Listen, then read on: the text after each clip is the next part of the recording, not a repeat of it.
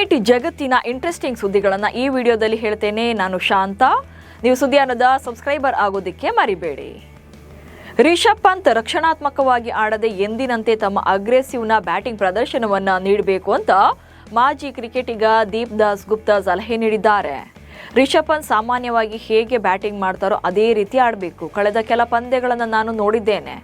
ಅಲ್ಲಿ ಅವರು ರಕ್ಷಣಾತ್ಮಕವಾಗಿ ಬ್ಯಾಟಿಂಗ್ ಮಾಡಿದ್ದಾರೆ. ಬಲವಂತವಾಗಿ ಡಿಫೆನ್ಸ್ ಆಟವನ್ನು ಆಡೋದ್ರಿಂದ ಸಿಕ್ಸರ್ ಹೊಡೆಯೋಕೆ ಪ್ರಯತ್ನಿಸುವುದು ಅವರ ಪಾಲಿಗೆ ಒಳ್ಳೆಯದು ಎಂದಿದ್ದಾರೆ. ಶ್ರೀಲಂಕಾ ವಿರುದ್ಧದ ಟೆಸ್ಟ್ ಸರಣಿ ಆಗಸ್ಟ್ 15ರಿಂದ ಆರಂಭವಾಗಲಿದೆ. ಟೀಂ ಇಂಡಿಯಾಗೆ ಶ್ರೀಲಂಕಾದ ಮಾಜಿ ಆಲ್ರೌಂಡರ್ ಪರ್ವೇಜ್ ಮಹರೂಫ್ ಕಠಿಣ ಎಚ್ಚರಿಕೆ ನೀಡಿದ್ದಾರೆ. ಕಿಂಗ್ ಆಫ್ ಗಾಲೆ ಖ್ಯಾತಿಯ 34 ವರ್ಷದ ಎಡಗೈ ಆರ್ಥೋಡಾಕ್ಸ್ ಸ್ಪಿನ್ನರ್ ಪ್ರಭಾತ್ ಜಯಸೂರ್ಯ ಪ್ರಸ್ತುತ ಶ್ರೀಲಂಕಾ ಟೆಸ್ಟ್ ತಂಡದ ಪ್ರಮುಖ ಅಸ್ತ್ರವಾಗಿದ್ದಾರೆ. ಇವರು ಆಡಿರುವಂಥ 23 ಟೆಸ್ಟ್ ಪಂದ್ಯಗಳಿಂದ ಒಟ್ಟು 125 ವಿಕೆಟ್ಗಳನ್ನು ಪಡೆದಿದ್ದಾರೆ. ಇದರಲ್ಲಿ ಗಾಲೆ ಮೈದಾನದಲ್ಲಿ 81 ವಿಕೆಟ್ಸ್ ಬಂದಿದೆ. ಹೀಗಾಗಿ ಟೀಂ ಇಂಡಿಯಾ ಬಿಗ್ ಶಾಕ್ ಎದುರಾಗುತ್ತೆ ಇವರಿಂದ ಎನ್ನುವಂಥ ಆತಂಕ ಕೂಡ ಇದೆ. ಭಾರತ ವಿರುದ್ಧದ ಟೆಸ್ಟ್ ಸರಣಿಗೂ ಮುನ್ನ ಆತಿಥೇಯ ಶ್ರೀಲಂಕಾ ತಂಡಕ್ಕೂ ಕೂಡ ಗಾಯದ ಸಮಸ್ಯೆ ಎದುರಾಗಿದೆ. ತಂಡದ ಪ್ರಮುಖ ಬ್ಯಾಟರ್ಗಳಾದಂಥ ಕುಸಾಲ್ ಮೆಂಡಿಸ್ ಹಾಗೆ ಪಥುಮ್ ನಿಸಂಕ ಗಾಯದಿಂದಾಗಿ ಭಾರತ ವಿರುದ್ಧದ ಟೆಸ್ಟ್ ಸರಣಿಗೆ ಅಲಭ್ಯರಾಗಿದ್ದಾರೆ. ಮೊದಲ ಪಂದ್ಯವನ್ನಾಡೋಕೆ ಭಾರತೀಯ ಆಟಗಾರರು ಈಗಾಗಲೇ ಗಾಲೆಗೆ ತಲುಪಿದ್ದಾರೆ. ಇಂದು ಗಾಲೆಯಲ್ಲಿ ವಿಶ್ರಾಂತಿ ಪಡೆಯಲಿದ್ದು ನಾಳೆಯಿಂದ ಟೆಸ್ಟ್ ಸರಣಿಗೆ ಮತ್ತೆ ಅಭ್ಯಾಸ ನಡೆಸಲಿದ್ದಾರೆ. ಸೆಪ್ಟೆಂಬರ್ ತಿಂಗಳಿನಲ್ಲಿ ನಡೆಯಬೇಕಿದ್ದ ಭಾರತ ಹಾಗೆ ಬಾಂಗ್ಲಾದೇಶ ಸರಣಿಗೆ ಅಫ್ಘಾನ್ ತಂಡ ಕೊಳ್ಳಿ ಇಟ್ಟಿದೆ. ಭಾರತದ ಜೊತೆ ಬಿಸಿಬಿ ಸೆಪ್ಟೆಂಬರ್ 1ರಿಂದ 13ರವರೆಗೆ 3 ಏಕದಿನ ಹಾಗೆ 3 ಟಿ20 ಪಂದ್ಯಗಳ ಸರಣಿಯ ಆಯೋಜನೆಗೆ ಪ್ಲಾನ್ ಮಾಡಿತ್ತು. ಆದರೆ ಅಫ್ಘಾನಿಸ್ತಾನ ಕ್ರಿಕೆಟ್ ಮಂಡಳಿ ಭಾರತ ವಿರುದ್ಧದ 3 ಪಂದ್ಯಗಳ ಟಿ20 ಸರಣಿಯ ವೇಳಾಪಟ್ಟಿಯನ್ನು ಅಧಿಕೃತವಾಗಿ ಪ್ರಕಟಿಸಿದೆ. ಸೆಪ್ಟೆಂಬರ್ 13ರಿಂದ 17ರವರೆಗೆ ಪಂದ್ಯ ನಡೆಯಲಿದ್ದು ಬಾಂಗ್ಲಾಗೆ ಹಿನ್ನಡೆಯಾಗಿದೆ.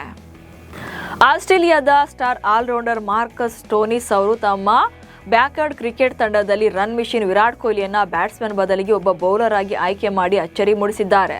ಸಂದರ್ಶನವೊಂದರಲ್ಲಿ ಮಾತನಾಡಿದಂಥ ಮಾರ್ಕಸ್, ಹೆಚ್ಚಿನ ಬ್ಯಾಟ್ಸ್ಮನ್ಗಳು ಕೊಹ್ಲಿಯ ಬೌಲಿಂಗ್ ಕಡೆಗೆ ಹೆಚ್ಚು ಫೋಕಸ್ ಮಾಡಿಲ್ಲ. ಅವರ ಎಸೆತಗಳು ಎದುರಾಳಿಗಳನ್ನು ಅಚ್ಚರಿಗೊಳಿಸಬಹುದು. ಹಾಗೆ ಅವರ ವಿಚಿತ್ರ ಅಥವಾ ಕೊಂಚ ಅಸಹಜ ಬ್ಯಾಟಿಂಗ್ ಶೈಲಿ ಬ್ಯಾಟ್ಸ್ಮನ್ಗಳನ್ನು ಗೊಂದಲಕ್ಕೀಡು ಮಾಡುತ್ತೆ. ಹೀಗಾಗಿ ಕೊಹ್ಲಿಯನ್ನ ಬೌಲಿಂಗ್ ವಿಭಾಗಕ್ಕೆ ಆಯ್ಕೆ ಮಾಡ್ತೇನೆ ಎಂದಿದ್ದಾರೆ. ಡಾರ್ವಿನ್ನ ಮರಾರಾ ಸ್ಟೇಡಿಯಂನಲ್ಲಿ ಆಗಸ್ಟ್ 13ರಿಂದ ಆರಂಭವಾಗಲಿರುವಂತಹ ಬಾಂಗ್ಲಾದೇಶ ವಿರುದ್ಧದ ಮೊದಲ ಟೆಸ್ಟ್ ಪಂದ್ಯಕ್ಕಾಗಿ ಆಸ್ಟ್ರೇಲಿಯಾ ತನ್ನ ಪ್ಲೇಯಿಂಗ್ 11 ಘೋಷಿಸಿದೆ. ಪ್ಯಾಟ್ ಕಮಿನ್ಸ್ ನಾಯಕತ್ವದಲ್ಲಿ ಕಣಕ್ಕಿಳಿಯಲಿರುವಂತಹ ಈ ತಂಡದಲ್ಲಿ ಸ್ಟಾರ್ ಆಟಗಾರರ ದಂಡೇ ಇದೆ. ಅದರಲ್ಲೂ ಓಪನರ್ ಆಗಿ ಜೇಕ್ ವೆದರಾರ್ಡ್ ಮತ್ತೆ ಸ್ಥಾನ ಪಡೆಯುವಲ್ಲಿ ಸಕ್ಸಸ್ ಆಗಿದ್ದಾರೆ. ಆಸ್ಟ್ರೇಲಿಯಾ ಹಾಗೆ ಆರ್ಸಿಬಿ ತಂಡದ ಮಾಜಿ ಆಲ್ರೌಂಡರ್ ಮೊಯ್ಸಿನ್ ಎನ್ರಿಕೇಸ್ ಇದೀಗ ಪೋರ್ಚುಗಲ್ ಕ್ರಿಕೆಟ್ ತಂಡದ ನೂತನ ನಾಯಕನಾಗಿ ನೇಮಕಗೊಂಡಿದ್ದಾರೆ. ಆಸ್ಟ್ರೇಲಿಯಾ ದೇಶಿ ಕ್ರಿಕೆಟ್ಗೆ ವಿದಾಯ ಹೇಳಿದ ಬಳಿಕ 39ನೇ ವಯಸ್ಸಿನಲ್ಲಿ ಅವರು ಮುಂಬರುವ ಟಿ20 ವಿಶ್ವಕಪ್ ಅರ್ಹತಾ ಸುತ್ತಿನಲ್ಲಿ ಪೋರ್ಚುಗಲ್ ತಂಡವನ್ನು ಮುನ್ನಡೆಸಲಿದ್ದಾರೆ. ನಮೀಬಿಯಾ ಪ್ರವಾಸಕ್ಕಾಗಿ ದಕ್ಷಿಣ ಆಫ್ರಿಕಾ ಕ್ರಿಕೆಟ್ ಮಂಡಳಿ ಮಂಗಳವಾರ ತನ್ನ ಬಲಿಷ್ಠ ತಂಡವನ್ನು ಅನೌನ್ಸ್ ಮಾಡಿದೆ. ಈ ಪ್ರವಾಸದಲ್ಲಿ ತಂಡವನ್ನು ಮುನ್ನಡೆಸೋಕೆ ಹೊಸ ನಾಯಕನ ಆಯ್ಕೆ ಮಾಡಲಾಗಿದ್ದು 31 ವರ್ಷದ ಅನುಭವಿ ಸ್ಪಿನ್ನರ್ ಬೋರ್ನ್ ಪೋರ್ಚುಗೀಸ್ ಅವರು ಮೊದಲ ಬಾರಿಗೆ ನಾಯಕತ್ವದ ಜವಾಬ್ದಾರಿ ನೀಡಲಾಗಿದೆ. ದಕ್ಷಿಣ ಆಫ್ರಿಕಾ ತಂಡ ಮೊದಲು ನಮೀಬಿಯಾ ಹಾಗೆ ಜಿಂಬಾಬ್ವೆ ವಿರುದ್ಧ ಟಿ20 ತ್ರಿಕೋನ ಸರಣಿ ಹಾಗೆ ನಮೀಬಿಯಾ ವಿರುದ್ಧ 3 ಏಕದಿನ ಪಂದ್ಯಗಳನ್ನಾಡಲಿದೆ.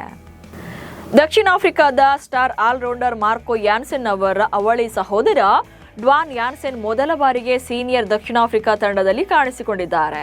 ಮುಂಬರುವ ನಮೀಬಿಯಾ ವೈಟ್ ಬಾಲ್ ಪ್ರವಾಸಕ್ಕಾಗಿ ಡ್ವಾನ್ ಅವರನ್ನು ತಂಡದಲ್ಲಿ ಸೇರಿಸಿಕೊಳ್ಳಲಾಗಿದೆ. ಈ ಪ್ರವಾಸದಲ್ಲಿ ಅವರು ಅಂತಾರಾಷ್ಟ್ರೀಯ ಕ್ರಿಕೆಟ್ಗೆ ಪದಾರ್ಪಣೆ ಮಾಡಲಿದ್ದಾರೆ. ಇಂಗ್ಲೆಂಡ್ ಸರಣಿಗೂ ಮುನ್ನ ಪಾಕಿಸ್ತಾನದ ಮಾಜಿ ನಾಯಕ ರಶೀದ್ ಲತೀಫ್ ಪಿಸಿಬಿಗೆ ಮನವಿ ಮಾಡಿದ್ದಾರೆ. ಪ್ರವಾಸದ ಟೈಮಲ್ಲಿ ಬಾಬರ್ ಅಜಮ್ ಅವರನ್ನು ಇಂಗ್ಲಿಷ್ ಮಾಧ್ಯಮಗಳಿಂದ ದೂರ ಇಡಬೇಕು. ಅವರ ಬದಲು ಮಾಜಿ ನಾಯಕ ಶಾನ್ ಮಸೂದ್ ಅವರನ್ನು ಮಾಧ್ಯಮಗಳೊಂದಿಗೆ ಮಾತನಾಡೋಕೆ ಹೆಚ್ಚಾಗಿ ಕಳಿಸೋದು ಉತ್ತಮ ಎಂದಿದ್ದಾರೆ. ಈ ಮೂಲಕ ರಶೀದ್ ಬಾಬರ್ ಅಜಮ್ಗೆ ಇಂಗ್ಲಿಷ್ ಬರಲ್ಲ ಅನ್ನೋ ಟಾಂಟ್ ನೀಡಿದ್ದಾರೆ. ಒಂದು ರೀತಿಯಲ್ಲಿ ಬಾಬರ್ ಮರ್ಯಾದೆಯನ್ನು ಕೂಡ ತೆಗೆದಿದ್ದಾರೆ. ಇವಿಷ್ಟು ಇವತ್ತಿನ ಕ್ರಿಕೆಟ್ ಬಗೆಗಿನ ಸುದ್ದಿಗಳು. ನಮಸ್ಕಾರ.